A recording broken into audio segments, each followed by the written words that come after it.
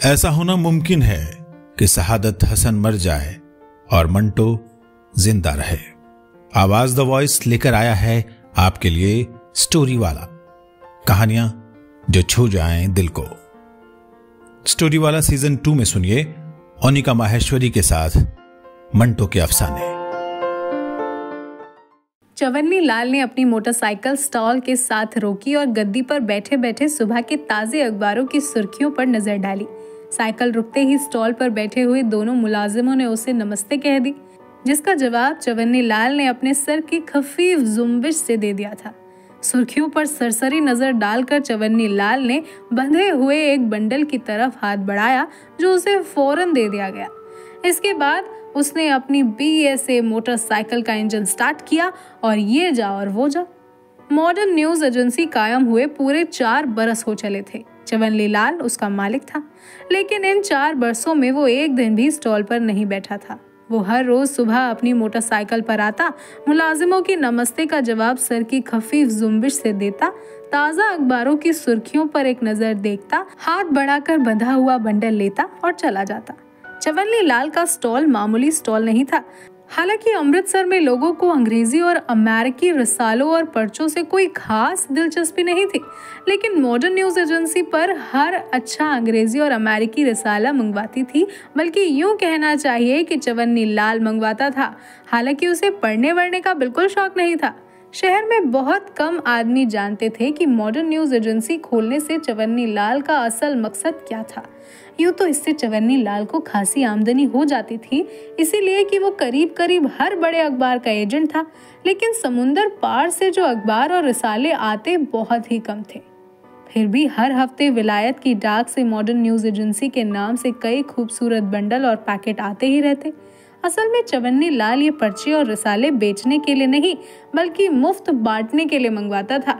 चुनांची हर रोज सुबह सवेरे वो इन्हीं पर्चों का बंडल लेने आता था, जो उसके मुलाजिम बांधकर अलग छोड़ देते थे। शहर के जितने बड़े अफसर थे, सब चवन्नी लाल से वाकिफ थे। बाज की वाकफियत सिर्फ यही तक महदूद थी कि हर हफ्ते उसके यहाँ 2 अंग्रेजी और अमेरिकी पर्चे आते थे। शहर में कोई एक मॉडर्न न्यूज एजेंसी है, उसका मालिक चवन्नी लाल है, वो भेजता है और बिल कभी रवाना नहीं करता। बाज ऐसे भी थे जो उसको बहुत अच्छी तरह जानते थे। मिसाल के तौर पर उनको मालूम था कि चवन्नी लाल का घर बहुत ही खूबसूरत है तो छोटा सा, मगर बहुत ही नफीस तरीके पर सजा है। एक नौकर है रामा, बड़ा साफ सुथरा और 100% नौकर, समझदार, मामूली सा इशारा समझने वाला, जिसको सिर्फ अपने काम से गरज है। दूसरे क्या करते हैं क्या नहीं करते, इससे उसको कोई दिलचस्पी नहीं थी। चवन्नी लाल घर पर मौजूद हो जब भी एक बात है, मौजूद ना हो तब भी एक बात है। मेहमान किस गरज से आया है, ये उसको उसकी शक्ल देखते ही मालूम हो जाता है। कभी जरूरत महसूस नहीं होती कि उससे सोडे बर्फ के लिए कहा जाए या पानों का ऑर्डर दिया जाए। हर चीज खुद ब खुद वक्त पर मिल जाएगी और फिर ताक झांक का कोई खदशा नहीं। एक बात का भी कोई झटका नहीं कि बात कहीं बाहर ना निकल जाए। चवन्नी लाल और उसका नौकर रामा दोनों के होठ दरिया के दरिया पानी भर भी खुश्क रहते थे। मकान बहुत ही छोटा था, बम्बई स्टाइल का। ये चवन्नी लाल ने खुद बनवाया था। बाप की वफात पर उसे 10,000 रुपया मिला था, जिसमें से 5,000 उसने अपनी छोटी बहन रूपा को दे दिए थे और जद्दी मकान भी, और खुद अलहदा हो गया था। रूपा अपनी माँ के साथ इसमें रहती थी और चवन्नी लाल अपने बम्बई स्टाइल के मकान में। शुरू में माँ बहन ने बहुत कोशिश की कि चवन्नी लाल उनके साथ रहे, साथ न रहे तो काम काज उनके साथ मिलता रहे, मगर चवन्नी लाल को उन दोनों से कोई दिलचस्पी नहीं थी। उसका ये मतलब नहीं कि उसे अपनी माँ और बहन से नफरत थी। दरअसल इसे शुरू ही से इन दोनों से कोई दिलचस्पी नहीं थी। अलबत्ता बाप से जरूर थी कि वो थानेदार था, लेकिन जब वो रिटायर हुआ तो चवन्नी लाल को उससे भी कोई दिलचस्पी न रही। जिस वक्त उसे कॉलेज में किसी से कहना पड़ता कि उसके वालिद रिटायर्ड पुलिस इंस्पेक्टर हैं, तो उसे बहुत कोफ्त होती। चवन्नी लाल को अच्छी पोशिश और अच्छे खाने का बहुत शौक था। तबीयत में नफासत थी। चुनांची वो लोग जो उसके मकान में एक दफा भी गए, उसके सलीके की तारीफ अब तक करते हैं। NWR के एक नीलाम में उसने रेल के डिब्बे की एक सीट खरीदी थी। उसको इसने अपने दिमाग से बहुत ही उम्दा दीवान में तब्दील करवा लिया था। चवन्नी लाल को यह इस कदर पसंद था कि उसने अपनी ख्वाबगाह में रखवाया हुआ था। शराब उसने कभी छुई नहीं थी, लेकिन दूसरों को पिलाने का बहुत शौक था। एरे गहरे को नहीं, खासुल खास आदमियों को, जिनकी सोसाइटी में ऊंची पोजीशन हो, जो कोई मर्तबा रखते हो। चुनांची ऐसे लोगों की वो अक्सर दावत करता, किसी होटल या कहवा खाने में उन्हें अपने घर में, जो उसने खास अपने लिए बनवाया था। ज्यादा पीने पर अगर किसी की तबीयत खराब हो जाए तो उसे किसी तरदू की जरूरत न होती, क्योंकि चवन्नी लाल के पास ऐसी चीजें हर वक्त मौजूद रहती थी जिनसे नशा कम हो जाता था। डर के मारे कोई घर न जाना चाहे तो अलहदा सजे सजाए 2 कमरे मौजूद थे। छोटा सा हॉल था, उसमें कभी कभी मुजरे भी होते थे। अक्सर ऐसा भी हुआ कि चवन्नी लाल के इस मकान में उसके दोस्त कई कई दिन और कई कई रातें अपनी सहेलियों समेत रहे, लेकिन उसने उनको मुतल्लक खबर न होने दी कि वो सब कुछ जानता है। अलबत्ता जब उसका कोई दोस्त उनकी इन नवाजिशों का शुक्रिया अदा करता तो चवन्नी लाल गैर तौर पर बेतकल्लुफ होकर कहता, क्या कहते हो यार, मकान तुम्हारा अपना ही तो है। आम गुफ्तगू में वो अपने दोस्तों के ऊंचे मर्तबे के पेश नजर ऐसा तकल्लुफ कभी नहीं करता था। चवन्नी लाल का बाप लाला गिरधारी लाल उस वक्त रिटायर हुआ जब चवन्नी लाल 3rd डिवीजन में एंट्रेंस पास करके कॉलेज में दाखिल हुआ। पहले तो ये था कि सुबह शाम घर पे मिलने वालों का तांता बंधा रहता था, डालियों पर डालियां आती रहती थी। रिश्वत का बाजार गर्म है, तनख्वाह बोनस सीधी बैंक में चली जाती थी। लेकिन रिटायर होने पर कुछ ऐसा पासा पलटा कि लाला गिरधारी लाल का नाम जैसे बड़े आदमियों के रजिस्टर से ही कट गया। यूं तो जमा पूंजी काफी थी, लेकिन लाला गिरधारी लाल ने बेकार मुबाश कुछ किया कर मकानों का सट्टा खोलना शुरू कर दिया और 2 वर्षों में ही आधी से ज्यादा जायदाद गंवा दी। फिर लंबी बीमारी ने घेर लिया। इन तमाम वाकियात का चवन्नी लाल पर अजीबोगरीब असर हुआ। लाला गिरधारी लाल का हाल पतला होने के साथ चवन्नी लाल के दिल में अपना पुराना ठाठ और अपनी पुरानी साख कायम रखने की ख्वाहिश बढ़ती गई और आखिर में उसके जहन ने आहिस्ता आहिस्ता कुछ ऐसी करवट बदली कि वो बड़े आदमियों का बज़ाहिर हम जलीस था, हम प्याला और हम निवाला था, लेकिन असल में वो उनसे बहुत दूर था। उनके रुतबे से, उनकी जाओ मंजिलात से अलबत्ता उसका वही रिश्ता था जो एक बुत से पुजारी का हो सकता है या एक आका से एक गुलाम का। हो सकता है कि चवन्नी लाल के वजूद के किसी गोशे में बहुत ही बड़ा आदमी बनने की ख्वाहिश थी जो वहीं की वहीं दब गई और ये सूरत इख्तियार कर ली गई जो अब उसके दिलो दिमाग में थी। लेकिन ये जरूर है कि जो कुछ भी वो करता है उसमें इंतहाई दर्जे का खुलूस था। कोई बड़ा आदमी उससे मिले ना मिले, यही काफी था कि वो उसके लिए हुए अमेरिकी और अंग्रेजी पर्चे एक नजर देख लेता है। फसादात अभी शुरू नहीं हुए थे, बल्कि यूं कहना चाहिए कि तकसीम की बात भी अभी नहीं चली थी कि चवन्नी लाल के बहुत दिनों की मुराद पूरी होती नजर आई।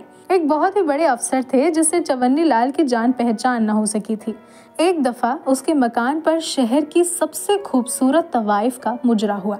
चंद दोस्तों के हमरा उस बड़े अफसर का शर्मीला बेटा हरबंस भी चला आया। चुनांची जब चवन्नी लाल की इस नौजवान से दोस्ती हो गई तो उसने समझा कि एक न एक दिन उसके बाप से भी वो मिल ही लेगा। हरबंस, जिसने जिंदगी में नया नया कदम रखा था, बहुत ही अल्लड़ था। चवन्नी लाल खुद तो शराब नहीं पीता था, लेकिन हरबंस का शौक पूरा करने के लिए और उसे शराब नोशी के अदब आदाब सिखाने के लिए 1-2 दफा उसने भी पीनी पड़ी थी, लेकिन बहुत ही कलील मिकदार में। लड़के को शराब पीना आ गई तो उसका दिल किसी और चीज को चाहा। चवन्नी लाल ने यह भी मुहैया करा दी और कुछ इस अंदाज से कि हरबंस को झेपने का मौका न मिले।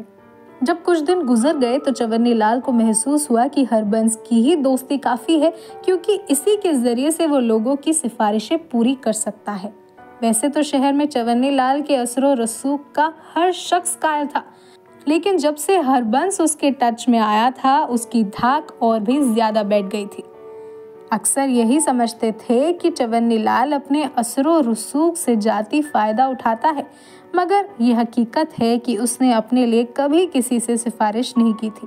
उसको शौक था कि दूसरों के काम करने का और उन्हें अपना ममनून एहसान बनाने का, बल्कि यूं कहिए कि उनके दिलो दिमाग पर कुछ ऐसे ख्यालात तारी करने का भी कमाल है एक मामूली सी न्यूज एजेंसी का मालिक है, लेकिन बड़े बड़े हाकिमों तक उसकी रसाई है। बाज ये समझते थे कि वो खुफिया पुलिस का आदमी है, जितने मुंह उतनी बातें।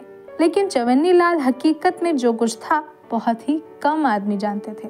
एक को खुश कीजिए तो बहुत सौ को नाराज करना पड़ता है। चुनांचे चवन्नी लाल के यहाँ एहसान मंद थे, वहाँ दुश्मन भी थे, और एक इस ताक में रहते थे कि मौका मिले और उससे बदला ले। फसादात शुरू हुए तो चवन्नी लाल की मसरूफियात ज्यादा हो गई। मुसलमान और हिंदुओं दोनों के लिए उसने काम किया, लेकिन सिर्फ उन्हीं के लिए जिनका सोसाइटी में कोई दर्जा था। उसके घर की रौनक भी बढ़ गई। करीब करीब हर रोज कोई ना कोई सिलसिला रहता। स्टोर रूम जो सीढ़ियों के नीचे था, शराब और बियर की खाली बोतलों से भर गया था। हरबंस का अल्लड़पन अब बहुत हद तक दूर हो चुका था। अब उसे चवन्नी लाल की मदद की जरूरत नहीं थी। बड़े आदमी का लड़का था। फसादात ने दस्तरख्वान बिछाकर नित नई चीजें उसके लिए चुन दी थी। चुनांची करीब करीब हर रोज वो चवन्नी लाल के मकान में मौजूद होता। रात के 12 बजे होंगे। चवन्नी लाल अपने कमरे में रेलगाड़ी की सीट से बनाए हुए दीवान पर बैठा अपने पिस्तौल पर उंगली घुमा रहा था कि दरवाजे पर जोर की दस्तक हुई। चवन्नी लाल चौंक पड़ा और सोचने लगा, बलवाई नहीं, रामा नहीं, वो तो कई दिनों से कर्फ्यू के 22 नहीं आ रहा था। दरवाजे पर फिर दस्तक हुई और हरबंस की सहमी हुई डरी हुई आवाज आई। चवन्नी लाल ने दरवाजा खोला। हरबंस का रंग हल्दी के गाभे की तरह जर्द था, होठ तक पीले थे। चवन्नी लाल ने पूछा, क्या हुआ? वो आवाज हरबंस के सूखे हुए गले में अटक गई। चवन्नी लाल ने उसको दिलासा दिया, घबराइए नहीं, बताइए क्या हुआ। हरबंस ने अपने खुश्क होठों पर ज़बां फेरी। वो लहू बंद ही नहीं होता, लहू। चवन्नी लाल समझता था कि शायद लड़की मर गई है। चुनांची ये सुनकर उसे नाउम्मीदी सी हुई, क्योंकि वो लाश को ठिकाने लगाने की पूरी स्कीम अपने होशियार दिमाग में तैयार कर चुका था। ऐसे मौकों पर जब उसके घर में उसके मेहमान किसी मुश्किल में गिरफ्तार हो जाएं, चवन्नी लाल का दिमाग गैर मामूली तौर पर मुस्तैद हो जाता था। मुस्कुराकर उसने हरबंस की तरफ देखा, जो कि लरज रहा था। मैं सब ठीक किए देता हूँ, आप घबराइए नहीं। ये कहकर उसने उस कमरे का रुख किया जिसमें हरबंस तकरीबन 7 बजे से एक लड़की के साथ जाने क्या करता रहा था। चवन्नी लाल ने एकदम बहुत सी बातें सोची। डॉक्टर नहीं, बात बाहर निकल जाएगी। एक बहुत बड़े आदमी की इज्जत का सवाल है, और ये सोचते हुए उसे अजीबो गरीब किस्म की मसरत महसूस होती कि वो एक बहुत बड़े आदमी के नंगो नामूस का मुहाफिज है। रामा, कर्फ्यू के 22 वो कई दिनों से नहीं आ रहा था। बर्फ, हाँ बर्फ ठीक है, रेफ्रिजरेटर मौजूद था, लेकिन सबसे बड़ी परेशानी चवन्नी लाल को ये थी कि वो लड़कियों और औरतों के ऐसे मामलों से बिल्कुल बेखबर था।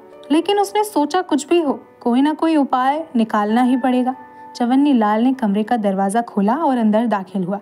सांगवान के स्प्रिंगों वाले पलंग पर एक लड़की लेटी थी और सफेद चादर खून में लिथड़ी हुई थी। चवन्नी लाल को बहुत घिन आई, लेकिन वो आगे बढ़ा। लड़की ने करवट बदली और एक चीख उसके मुंह से निकली। भैया, चवन्नी लाल ने भींची हुई आवाज में कहा। रूपा, और उसके दिमाग में ऊपर तले सैकड़ों बातों का अंबार सा लग गया। इनमें सबसे जरूरी बात यह थी कि हरबंस को पता न चले कि रूपा उसकी बहन है। चुनांची उसने मुंह पर उंगली रखकर रूपा को खामोश रहने का इशारा किया और बाहर निकलकर मामले पर गौर करने के लिए दरवाजे की तरफ बढ़ा। दहलीज में हरबंस खड़ा था। उसका रंग अब पहले से भी जर्द था, होठ बिल्कुल बेजान हो गए थे, आंखों में वहशत थी। चवन्नी लाल को दू बदू देखकर वो पीछे हट गया। चवन्नी लाल ने दरवाजा भेड़ दिया। हरबंस की टांगे कांपने लगी। चवन्नी लाल खामोश था। उसके चेहरे पर कोई खत बिगड़ा हुआ नहीं था। असल में वो सारे मामले पर गौर कर रहा था। इस कदर लामक से गौर कर रहा था कि वो हरबंस की मौजूदगी से भी गाफिल था। मगर हरबंस को चवन्नी लाल की गैर मामूली खामोशी में अपनी मौत दिखाई दे रही थी। चवन्नी लाल अपने कमरे की तरफ बढ़ा तो हरबंस जोर से चीखा और दौड़कर उसमें दाखिल हुआ। बहुत ही जोर से कांपते हुए हाथों से रेलगाड़ी की सीट वाले दीवान पर से पिस्तौल उठाया और बाहर निकलकर चवन्नी लाल की तरफ तान दी। चवन्नी लाल फिर भी कुछ न बोला। वो अब तक मामले समझने में मशगूल था। सवाल एक बहुत बड़े आदमी की इज्जत का था। पिस्तौल हरबंस के हाथ में कपकपा रही थी। वो चाहता था कि जल्द फैसला हो जाए, लेकिन वो अपनी पोजीशन साफ करना चाहता था। दोनों चवन्नी लाल और हरबंस कुछ देर तक खामोश रहे, लेकिन हरबंस ज्यादा देर तक चुप न रह सका। उसके दिलो दिमाग में बड़ी हलचल मची हुई थी। चुनांची एकदम उसने बोलना शुरू किया, मैं मुझे कुछ मालूम नहीं, मुझे बिल्कुल मालूम नहीं था कि ये तुम्हारी बहन है। ये सारी शरारत उस मुसलमान की है, उस मुसलमान सब इंस्पेक्टर की। क्या नाम है उसका?